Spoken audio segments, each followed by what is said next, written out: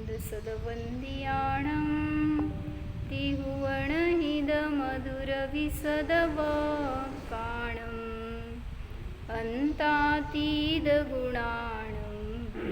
नमो जिनाणं जिदभवाणं। कुंदकुंदाचार्य भगवान की जय। 85 का हो गया स्वाध्याय। तो इस मंगलाचरण में क्या बताया है कि भगवान की विशेषता 4 विशेषणों के द्वारा बताई। पहले बताया वो इंद सदवंदियाणम, शत इंद्रों से जो वंदनीय है।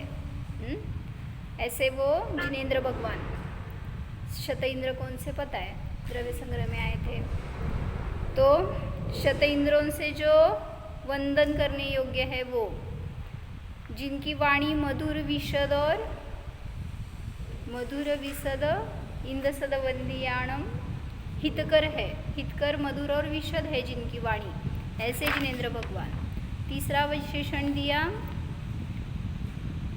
अंतातीत गुणाणम, जिनके अनंत गुण है, अभी गुणों का अंत नहीं है, ऐसे गुण प्रकट हो गए हैं, ऐसे अनंत गुण वाले। और चौथा विशेषण क्या दिया काका? चौथा विशेषण क्या? जिद भवाणम, अंतातीत गुणाणम नमो जिनाणम जिद भवाणम। ऐसे जिनेंद्र भगवान जिन्होंने भव को जीत लिया है, ऐसे जित भव रूप जो है, ऐसे भगवान। तो उसका डिस्क्रिप्शन करके उन्होंने बहुत अच्छे से उस विशेषण के खुलासा अच्छे से किया है, स्पष्टीकरण वहाँ से पढ़ लेना। मतलब वो द्वैत नयन से उनको नमस्कार है, अद्वैत नयन से वही विशेषण हमारे भी है। वास्तविक इंद्र मतलब अपना आत्मा। क्यों?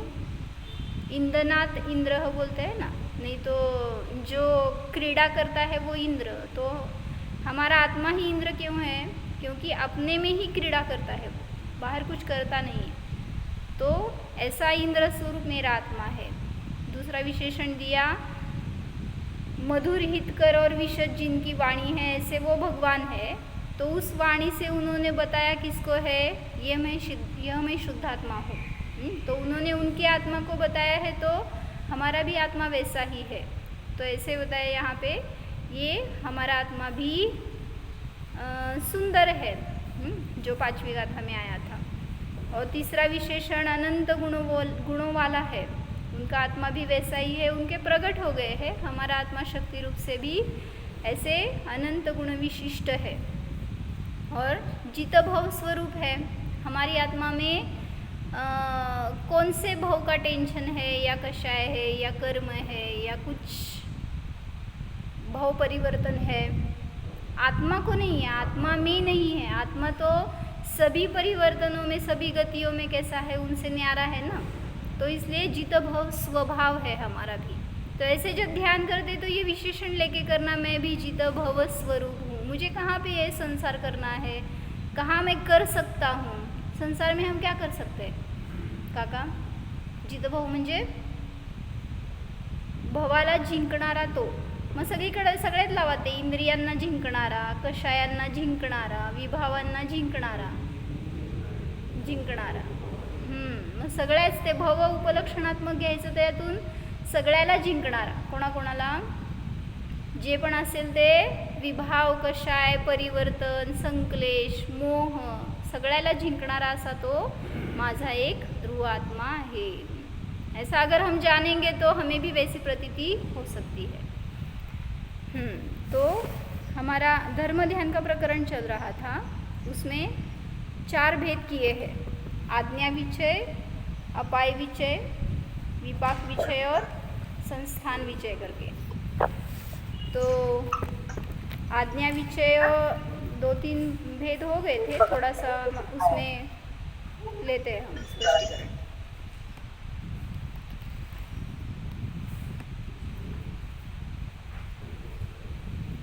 उसमें नहीं है, नहीं उसी में का पढ़ना है थोड़ा, 1 मिनट में देखती हूँ। 85 में वो प्रकरण नहीं आया है, संदर्भ चल रहा था इसलिए वो एक्सप्लेनेशन ले रहे हैं।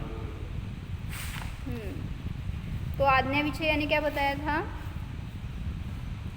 आज्ञा चोहों ओर से ज्ञान का वेदन करना या ज्ञान रूप रहना, इसको आज्ञा कहते हैं।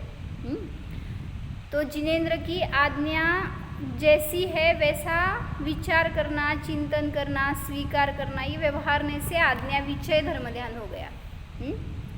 भगवान ने बताया है तुम भी शुद्ध आत्मा हो, 6 द्रव्य है उसमें तुम जीव द्रव्य हो, तुम्हारा आत्मा भी सबसे न्यारा है, परम शुद्ध है स्वभाव से, ये सब जो बताया आज्ञा में।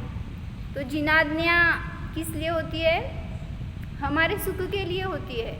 बाहर उपदेश देने के लिए तो है वो, लेकिन हमें उससे प्रयोजन क्या है? हमारे सुख की प्राप्ति और तत्वज्ञान की प्राप्ति। इसके लिए जिन आज्ञा का अवलंबन लेते हैं। तो आज्ञा विचय धर्म ध्यान यानी जैसी जिनेंद्र की आज्ञा है उसी टाइप से या उसको स्वीकार करके चिंतन करना, विचार करना, इसको बोलते हैं आज्ञा विचय धर्म ध्यान। तो बताया था वो कि कब किया जाता है आज्ञा विचय धर्म ध्यान, 4 कंडिशन्स बताए थे। आज्ञा विचय धर्म ध्यान कधी केलं जातं बताओ? उसमें है सर्वात सिद्धि में, पेज नंबर 354। विचयन करना यानी विचय है। विचय कहो, विवेक कहो या विचारणा कहो, ये सब एकार्थवाचक है। तिथं पुस्तक आहे पाहिजे असं तर घ्या सर्वात सिद्धीचं, पण त्यात मराठी असेल बघा तुम्हाला। आज्ञा, अपाय, विपाक और संस्थान, इनका परस्पर द्वंद्व समास होकर विचय नाही 4 कंडिशन्स बोललेत ना आपण, कधी होतं ते या की इथं बघायला। नाही भेद झाले ते, कधी करतो आपण आज्ञा विचय धर्म ध्यान, कधी केलं जातं? कोण आहे समोर सांगा माया? स्फूर्ती काकी। आज्ञा विचय धर्म ध्यान कधी केलं जातं?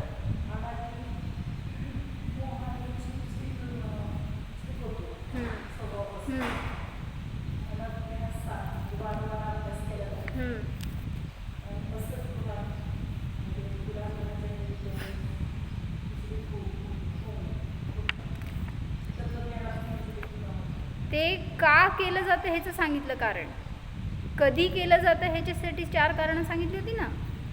मी तर वाचते, मी ऐका। सर्वात सिद्धीत नसेल काका वहाँ पे ठीक है, और एक तिथं आहे म्हणे अजून एक, मराठी देखो फिर आपको, उसमें 9वें अध्याय का 36वां सूत्र है। 9व्या अध्यायातलं 36वां वरती बघा ना, ह्याच्यात असते प्रस्ताव, हे त्या बॉर्डर लाईन वर कितवा अध्याय आणि कितवं सूत्र लिहिलेलं असतं ना, आकडा।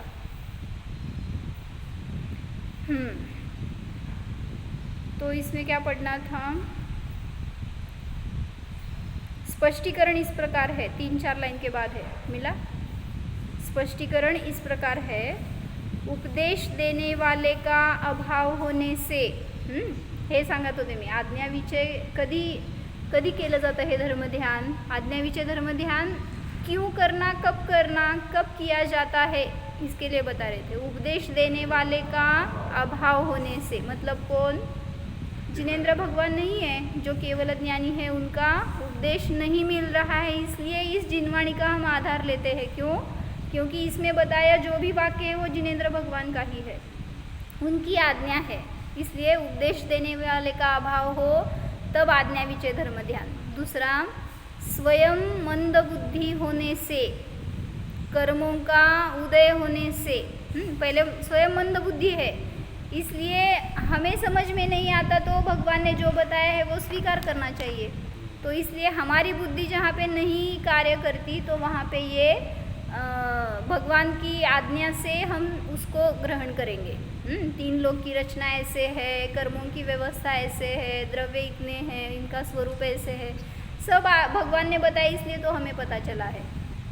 तो स्वयं मंद बुद्धि होने से। तीसरा बताया कर्मों का उदय होने से, ये आप लिखते नहीं, ये लिखने का पॉइंट, जितने पॉइंट हमें अलग से दिखते हैं ना या नहीं ध्यान में रहेंगे तो ऐसे पॉइंट्स लिख के लो।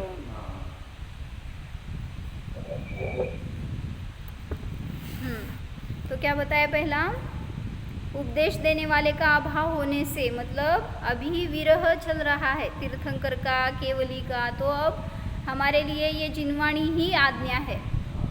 स्वयं मंद बुद्धि होने से, तो हमारी बुद्धि कार्य नहीं कर रही है अभी, तो क्षय मंद है, तो पूरा जैसे केवल ज्ञान से जान सकते वैसा तो हम नहीं जान सकते, इसलिए जो भी केवल ज्ञानी ने बताया है, जिनागम में लिखा है, वो सब हमें मान्य है।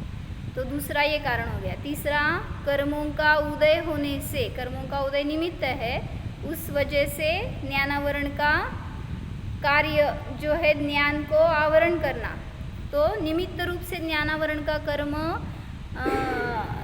हमें ज्ञान होने में बाधक है ना, निमित्त रूप से, तो उसका उदय चल रहा है, इसलिए अभी क्षयक्षम की मंदता है सबको, इसलिए भी आज्ञा का पालन करना चाहिए। तथा पदार्थों के सूक्ष्म होने से तत्व के समर्थन में हेतु और दृष्टांत का अभाव होने पर सर्वज्ञ प्रणीत आगम को प्रमाण करके यह इसी प्रकार का है, क्योंकि जिन अन्यथावादी नहीं होते, मिळालं का तुम्हाला का नाही मिळालं का काका? 9व्या अध्यायातलं 36वं सूत्र, पेज नंबर सांगा.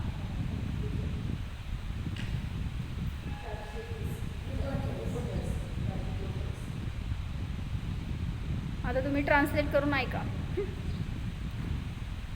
यह इसी प्रकार है क्योंकि जिन अन्यथावादी नहीं होते, इस प्रकार गहन पदार्थ के श्रद्धान द्वारा अर्थ का अवधारण करना आज्ञाविचय धर्मध्यान है.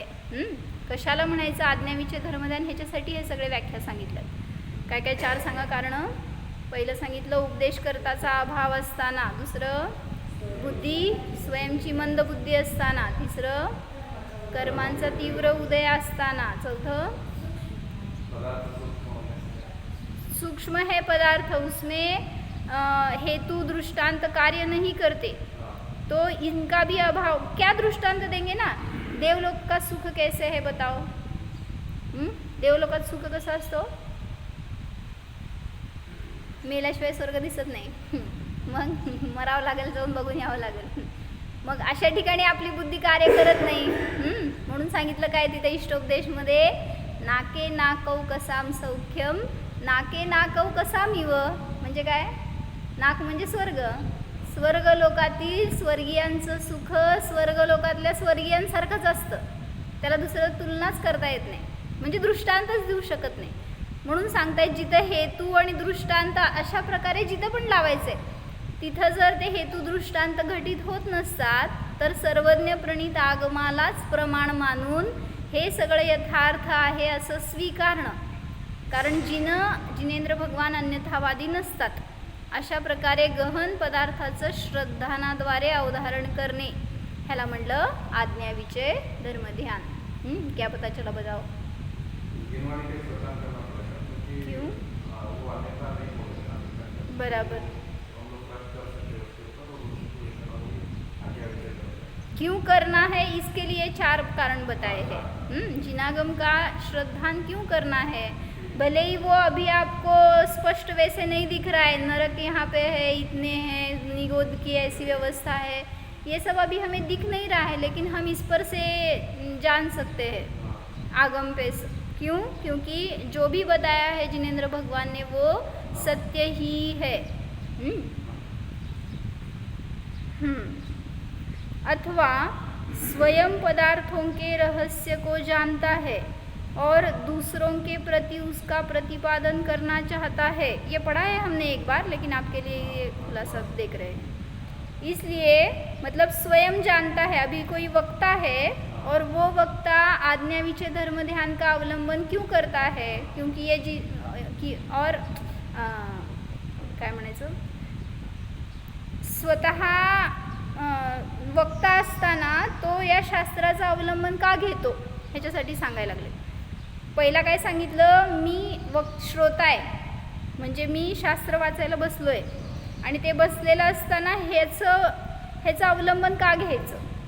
मी स्वाध्यायी आहे, तर मला ह्याचं अवलंबन का घ्यायला पाहिजे, ह्याच्यासाठी 4 कारणं सांगितली. आता कोणी वक्ता आहे आणि तो सगळ्यांना गायडन्स करतोय, तर त्यावेळेस तिथं त्यांनी हे अवलंबन का घ्यायचं याच्यासाठी सांगतायत. स्वयं पदार्थों के रहस्य को जानता है और दूसरों के प्रति उसका प्रतिपादन करना चाहता है. मुझे ये सब समझ में आ गया है तो आपको समझाना है. इसलिए स्व सिद्धांत के अविरोध द्वारा तत्व का समर्थन करने के लिए उसका जो तर्क, नय और प्रमाण की योजना रूप निरंतर चिंतन होता है, वह सर्वज्ञ की आज्ञा को प्रकाशित करने वाला होने से आज्ञा विचय कहा जाता है. क्या समझ में आया? मैं वक्ता हूँ, मुझे सब अभी पता है, आपको बताना है. तो उसके लिए मैंने जो कुछ भी तर्क, नए प्रमाण की योजना रूप जो भी चिंतन किया, कुछ उस पर से अनुमान लगाए और आपको बता रहे हैं. तो वो सर्वज्ञ की आज्ञा को प्रकाशित करने वाला होने से वो भी आज्ञा विचय धर्म ध्यान ही है. समझ में आ गया? मतलब कोई वक्ता हो या श्रोता हो, हाँ मतलब ये आज्ञा है भगवान की. हाँ मतलब ये तो अभी जिनवाणी तो भगवान की वाणी है, लेकिन मैं जो बता रही हूँ वो मेरी वाणी है, लेकिन मेरी वाणी इस भगवान की वाणी से विरुद्ध नहीं है. तो उसका प्रतिपादन करने के लिए इसका अवलंबन लेगा कोई वक्ता. तो इसके लिए बता रहे कि उस शब्द से भी भगवान की आज्ञा को ही प्रकाशित किया जा रहा है, तो वो भी हो गया आज्ञा विचय धर्म ध्यान. मिथ्या दृष्टि जीव अभी सेकंड नंबर का धर्म ध्यान है. कौन सा? आज्ञा विचय के बाद में अपाय विचय धर्म ध्यान. आज्ञा विचय में और क्या कुछ बताया था क्या विशेष? हाँ, फिर वो बताया था ना ध्यान क्यों नहीं होता, इसके लिए वो 4 कारण थे. ध्यान क्यों नहीं होता, आपको प्रश्न है ना. ध्यान हम करने बैठते हैं तो ध्यान क्यों नहीं होता बताओ. एकदा आई आठवती, एकदा नवरा आठवतं, एकदा पोरं आठवते, एकदा घर आठवतंय, परिवार, एकदा शरीर आठवतंय. कसं ध्यान होणार? ध्यान का होत नाही काका? होतंय म्हणा की. तर ध्यान के लिए 4 बाधाएं बताई थी ज्ञानार्णव में. काय वाचलो तो आपण ज्ञानार्णवमध्ये? अनादि विभ्रमात पहला कारण बताया, अनादि विभ्रम होने से, मतलब हमारे अनादि से हमें ये मान्यता है ना कि शरीर यानी मैं हूँ, तो ये अनादि विभ्रम है, इसलिए मैं चेतन आत्मा हूँ इसकी प्रतीति नहीं होती. तो इसलिए ध्यान नहीं कर सकते.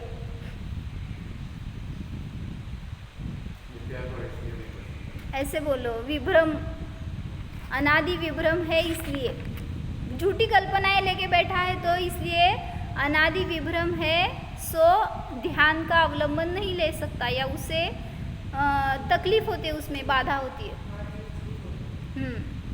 दुसरं सांगितलं मोहात, म्हणजे काय? आता इथं दर्शन मोह घ्या, मिथ्यात्व म्हणा किंवा मग जे काय तुमचे रागद्वेष परिणाम आहेत ते मोहाने, हा जीव परिणाम, जीवाचे कर्माकडे जाऊ नका. तो इस मोह की वजह से भी जीव को ध्यान दुष्कर हो रहा है. तीसरा बताया अनभ्यास, मतलब हाँ, एक बार सुना है, पढ़ा है, लेकिन उसका गुरुजी फेरे नहीं बोलते ना, मतलब हमने उस पर से क्या बोलते, बार बार उस पर रिवाइज नहीं किया, तो अनभ्यास. एक बताया अभ्यास ही नहीं किया, ये अनभ्यास. नहीं तो अनभ्यास मतलब बार बार उसका रिवाइज नहीं किया, तो इसलिए हम ध्यान दुष्कर समझते, ध्यान को डिफ़िकल्ट समझते हैं. और चौथा कारण बताया असत ग्रह. मतलब क्या बताया था?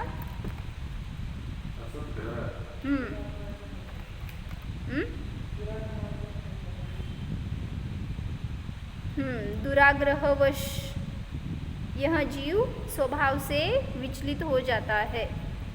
इसका एक्सप्लेनेशन थोड़ा सा लिखा था हमने, पढ़ के बता.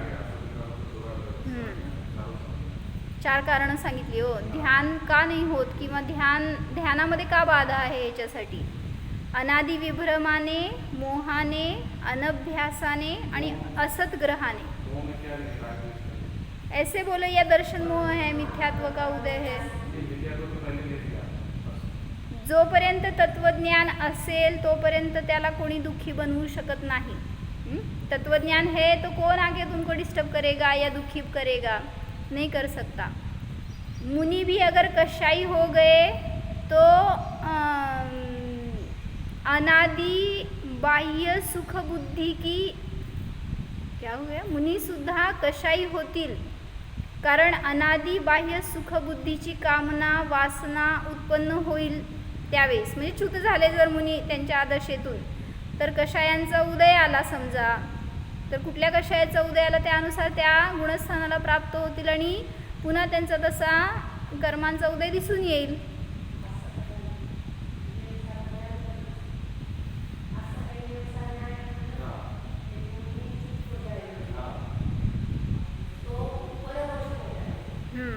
स्ववश रहते हैं वो मुनि होते हैं, और अगर परवश हो गए तो उनकी साधना खंडित हो जाती है. तो मोह में उपलक्षणात्मक है. मोह उसमें किसी भी कर्म का तीव्र उदय ले लो, जैसे असाता का तीव्र उदय चल रहा है तो ध्यान से विचलित हो जाते हैं. मतलब मुनि है, ध्यान कर रहे हैं और इधर असाता का तीव्र उदय आ गया द्विपायन मुनि को. कैसे, तसं पण लावा, तसं म्हणा. हां, अनादि विभ्रम को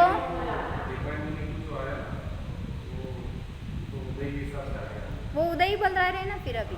अनादि विभ्रम में दर्शन मोह लो और मोह में चारित्र मोह लो, उसके साथ जो भी कर्म का उदय तीव्र चल रहा है उसका उदय लो.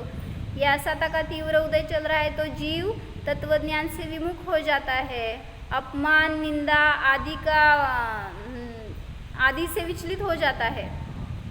पाप के उदय से रोगी होता है, आकुलित होता है, चिंतित होता है. इसलिए कर्मों के तीव्र उदय, जब कर्मों का तीव्र उदय हो बहिरंग में, तब अच्छे से अच्छे ज्ञानी ध्यानी भी अस्थिर हो जाते हैं. मुनि भी है, वो साधना कर रहे तो ऐसे उदय आएंगे तो वो भी विचलित हो जाते हैं.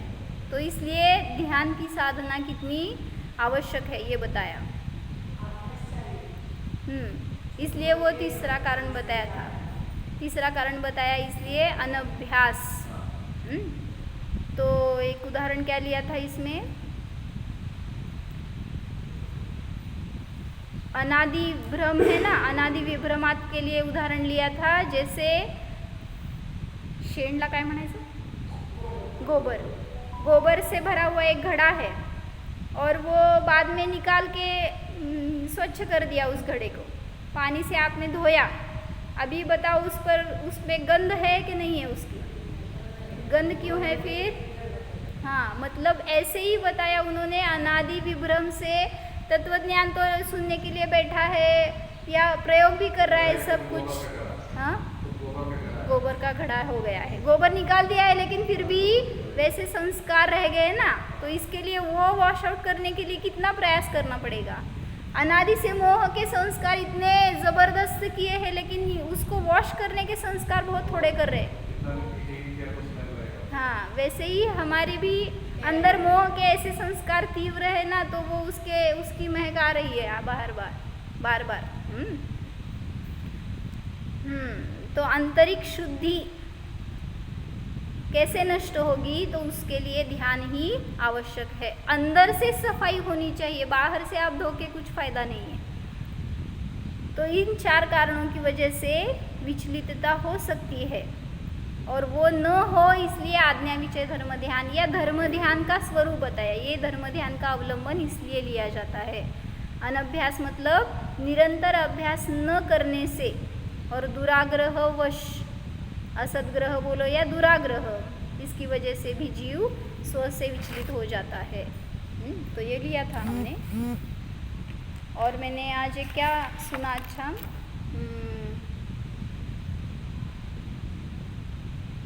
ज्ञान का नष्ट होत आहे ह्याच्यासाठी धवलामध्ये त्यांनी 3 कारणं सांगितली. हमारा ज्ञान क्यों नष्ट हो रहा है, स्वभाव का ज्ञान है ना, तो वो नष्ट क्यों हो रहा है? इसके लिए 3 रीजंस बताए धवला में। आप बताओ क्यों ज्ञान नष्ट हो रहा है हमारा? जो भी यथार्थ ज्ञान है वो क्यों नष्ट हो रहा है? पहिलं बेंच कोणासाठी ठेवलंय? तुमच्यासाठीच आहे ना. चालते की पुढे बसतात? इथं या माझ्याजवळ. शेवटच्या बेंचवर बसेत अजून जाऊन. काय आज काका तुम्ही पण मागं मागं असू दे की. मग काय झालं, त्यांनी जवळ बसायचं. ओ सांगा चला, ज्ञान का नष्ट होत आहे? और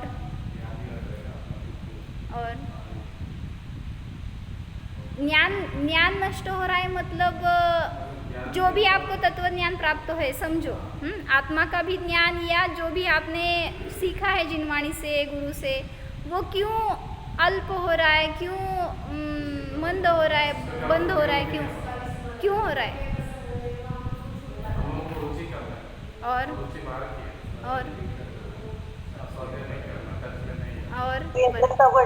हाँ, व्यग्रता बढ़ गई है. ठीक आहे. माझ्याकडे तर 3च आहे, तुम्ही तर लय कारण सांगाले. स्वाध्याय नहीं कर रहे और रुचि नहीं है, पुरुषार्थ नहीं कर रहे आत्मानुभव का. ठीक है. अभी वीरसेनाचार्य ने क्या बताया मैं बताती हूँ. उन्होंने 3 रीजंस बताए. पहले बताया संक्लेश की तीव्रता. ज्ञानावरण क्यों बढ़ता है? तो पहला कारण बताया, जितना अधिक संक्लेश होता है, कषाय होते हैं, तो ज्ञान का आवरण बढ़ते जाता है, यानी ज्ञान घटता जाता है. काय बोललो दीपाबेन? घ्या तिथं कोणाची तर भाड्याने वही मिळते आपल्याला, घ्या. संक्लेश की तीव्रता. दूसरा बताया इंद्रिय की या शरीर की शिथिलता. इंद्रियों की शिथिलता हो गई तो आँख से नहीं दिख रहा है तो आपको लगता है वैसे, या आप उसी तरह से फील करना शुरू कर देते हैं, हमारी शक्ति कम हो गई, हम नहीं जान सकते, ऐसे. तो ज्ञान वहाँ पर भी हीन हो जाता है. तो इंद्रियों की शिथिलता बोलो या शरीर की शिथिलता बोलो. और तीसरा कारण बताया रोग की पीड़ा. तो इन 3 कंडीशंस में ज्ञान घटता है या ज्ञान स्थिर रहना चाहिए, लेकिन हम उस उदयाधीन हो जाते हैं उसके. तो इस वजह से हमारा ज्ञान घट रहा है, मंद हो रहा है. ज्ञानावरण का उदय बढ़ रहा है और ज्ञान घट रहा है. क्या क्या बताओ? शरीर की दुर्बलता, इंद्रियों की दुर्बलता है और संक्लेश परिणाम है. ये भावभास ना करो. हमारा भी ज्ञान हम भूल जाते हैं ना. क्यों भूल जाते हैं? मतलब अभी मैंने भी ऐसे एक्सपीरियंस किया है. मैं समय सार की गाथा याद कर रही थी और उस टाइम पे कुछ तो ऐसे व्यग्रता हो गई, ये चाहिए वो चाहिए, या कुछ नहीं था या कुछ गलत हो गया, इस वजह से विकल्प हो गया मुझे.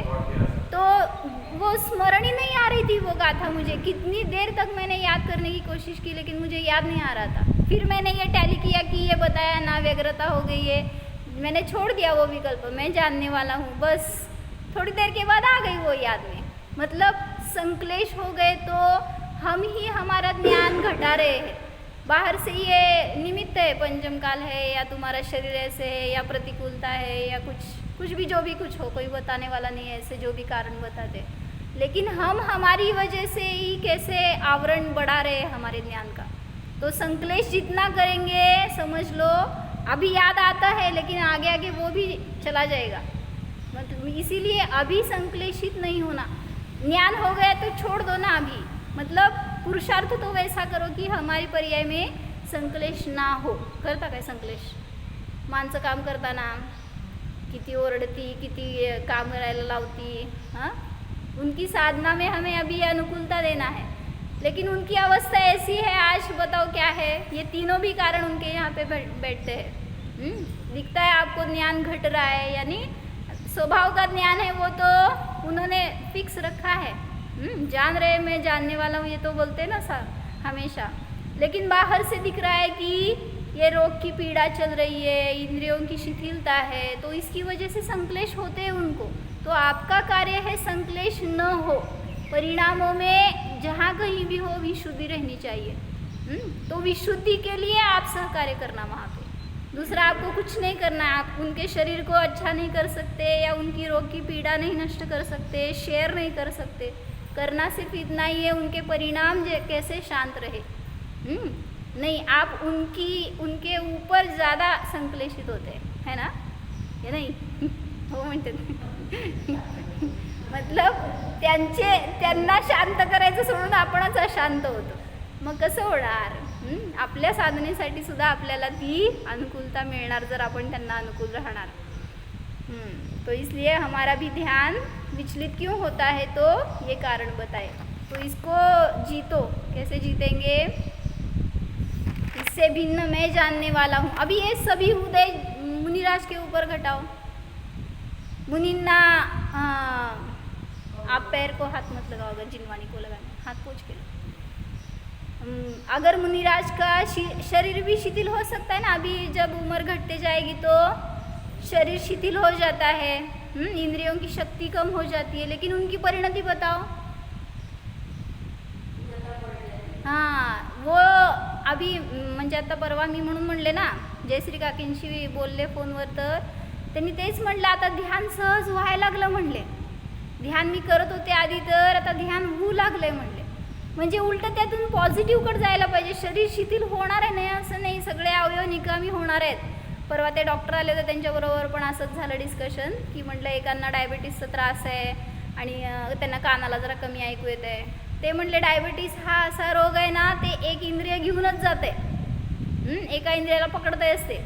असं म्हटल्यावर जरा असं वाटलं की आहेत चांगली तोपर्यंत देवादेवा करून घ्या।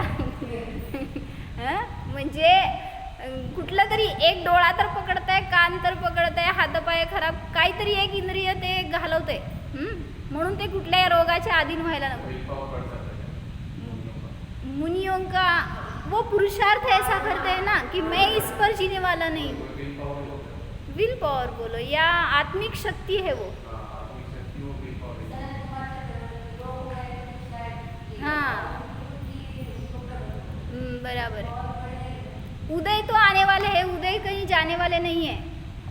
फल तो देने वाले, लेकिन उस फल के अधीन हम होंगे तो अशुद्ध हो जाएंगे। अगर उदय के अधीन हो गए, मतलब क्रोध का उदय आ गया, क्रोधी हो गए, रोग का उदय आ गया, रोगी हो गए, तो संक्लेशित हो गए, तो हमारी शक्ति घट जाएगी वहाँ पे। और वही उदय प्रतिकूलता में अगर आप स्थिर रहेंगे, उसको स्थिरता से फाइट करेंगे ना, तो उलटा शक्ती बढ़ती है। हाँ, आत्ता झालं ना असं, मोक्ष सप्तमी होती, मुकुट सप्तमी, आणि दुसऱ्या दिवशी अष्टमी होती। मग काय काय केलं सांगा, किती चिंतन ध्यान केलं। आणि त्यात आमच्याकडे सगळ्यांची एकाच नव्हती, 6 दिवस एकासन, 7व्या दिवशी उपास होता मुकुट सप्तमीचा, आणि 8व्या दिवशी एकासन आलं परत। मग माताजी म्हणाल्या, ज्यांना कोणाला शक्य त्यांनी करायचं, नाही तर नाही करायचं, संश्लेषित व्हायची काय गरज नाही आहे, विशुद्धी ठेवा आणि साधना करा। मग ते अष्टमीला काय करायचं? म्हणजे असं होतं ना की एकासनानंतर उपास चालतंय, पण उपासानंतरचं एकासन म्हणजे चंद्र तारे दिसतात म्हणतात सकाळी सकाळी। म्हणजे तर मुनींची साधना आठवली त्यावेळेस। म्हटलं मुनिराज, आणि अनेकांची असं ऐकलं की लहान वयामध्ये दीक्षा घेतात ते MP साइडला वगैरे, तो बहुत छोटे छोटे बच्ची दीक्षा लेते हैं, तो उनको आजीवन एकासन हो गया ना अभी, जिन्हें दीक्षा लेते हैं। तो उस उम्र में भी अगर वो कर सकते हैं, साधना कर सकते, तो हमारा क्या उसमें? मतलब अभी मैंने जो मराठी में बताया, समझ में आया आपको? आया ना? हाँ। तो मतलब खाना खाना है या नहीं खाना है, ये ऐसे बता रही थी। तो हम खाने वाले हैं ये मान्यता रहती है ना, इसकी वजह से उसके अधीन हो जाते। और नहीं, वो कर सकते हैं तो हम भी कर सकते हैं। हाँ, होगी थोडी तकलीफ होगी, लेकिन उसमें ही तो फाईट करना आहे ना। जेवढं प्रतिकूलतेमध्ये स्थिर राहण्याचा प्रयत्न करतो ना, अनुभवात एवढी शक्ती वाढती।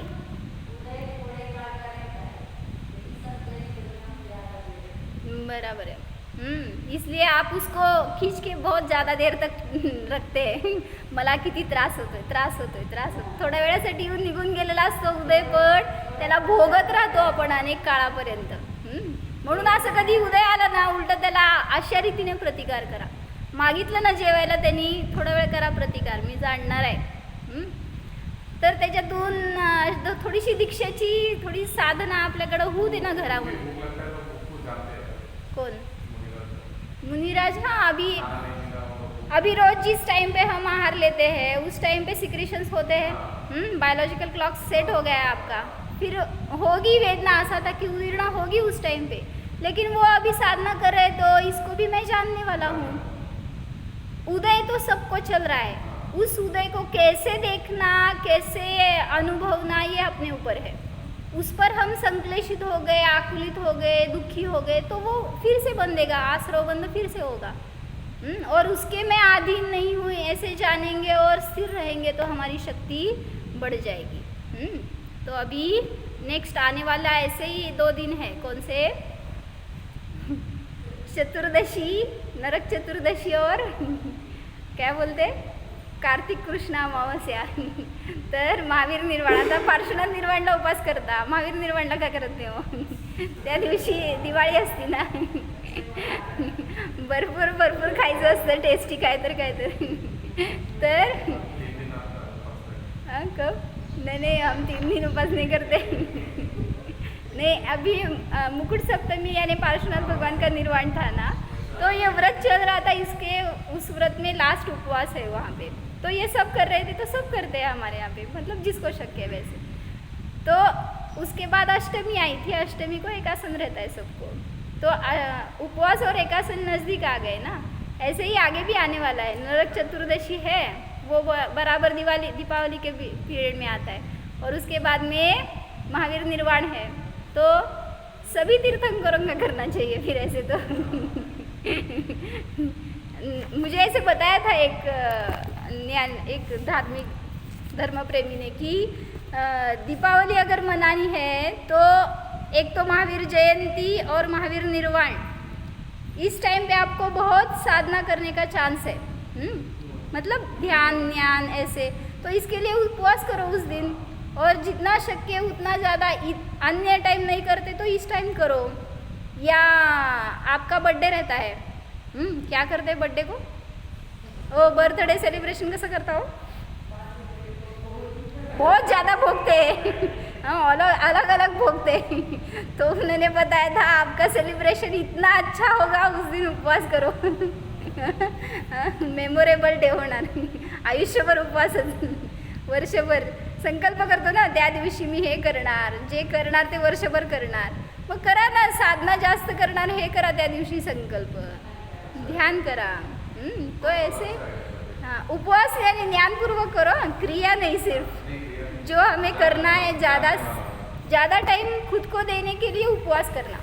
मतलब आप बाहर की क्रिया करने में अटक जाते हैं, किसी को बुलाना है या फंक्शन करना है या कुछ को देना है, ये सब ज़्यादा विकल्प रहते हैं ना.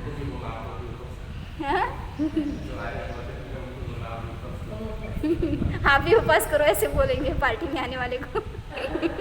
अच्छा है, पार्टी नहीं देनी है उस टाइम तो.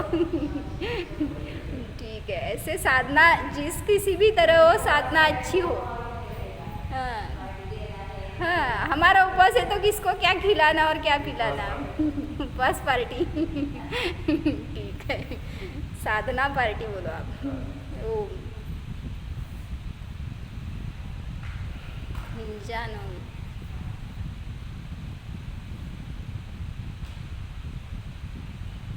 सभी कर्मों से भिन्न,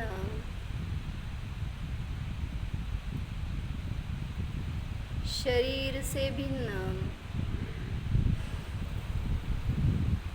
संक्लेश से भिन्न,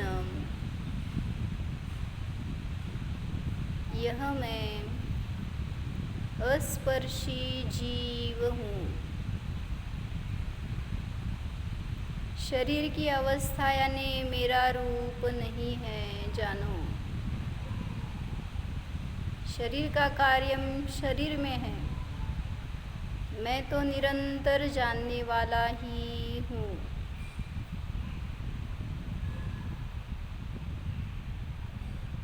प्रतीति करो मैं जीव हूँ. परावलंबन रहित हूँ,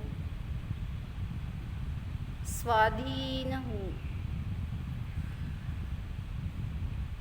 बस जाननहार हूँ।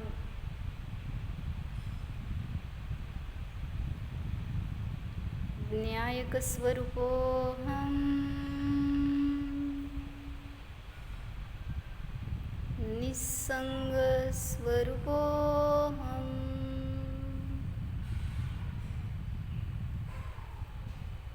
ओम